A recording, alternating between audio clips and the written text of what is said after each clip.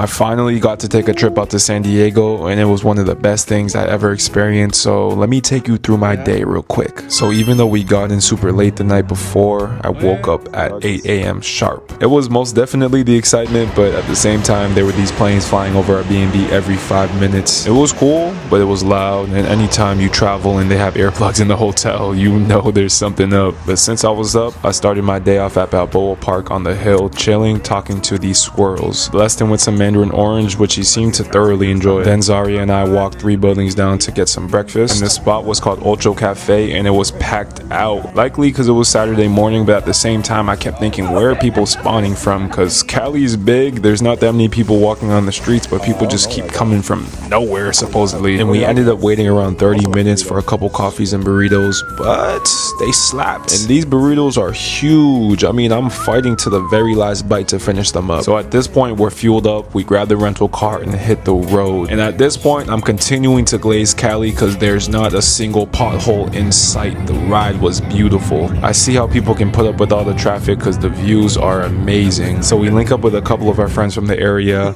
and prepare to climb Potato Chip Rock, which is this huge mountain. It was an incline the entire time, but luckily it was paved. And also luckily, Asian people bring snacks wherever they go, so we had a bun break. And most of you guys don't know this, but according to a DNA test, Zaria is 2% Chinese, and you can tell because she got the uncle squat down pat. But anyways, we're climbing until the roads start looking minuscule, until we're literally higher than birds flying around. Views only get crazier and crazier because you realize you're looking at all the rich people's houses. And if I don't mess around with Zaria at least 3 times in an hour, I don't feel satisfied in life.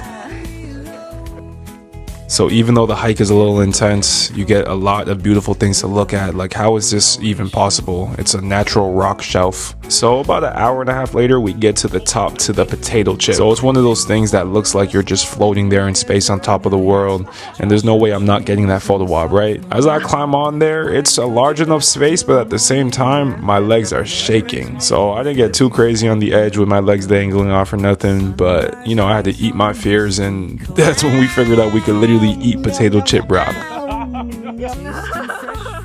So I ended up eating potato chips while on Potato Chip Rock after taking a video of us eating Potato Chip Rock. And our reward for that was In-N-Out. And man, the whole time I couldn't believe my eyes. I thought I was in a movie. Maybe it was sleep deprivation, but I'm seeing soccer moms. I'm seeing kids just happy with life, laughing. I'm seeing old grandmas eating burgers at In-N-Out like there's no worry in the world. Man, California, I could stay here forever.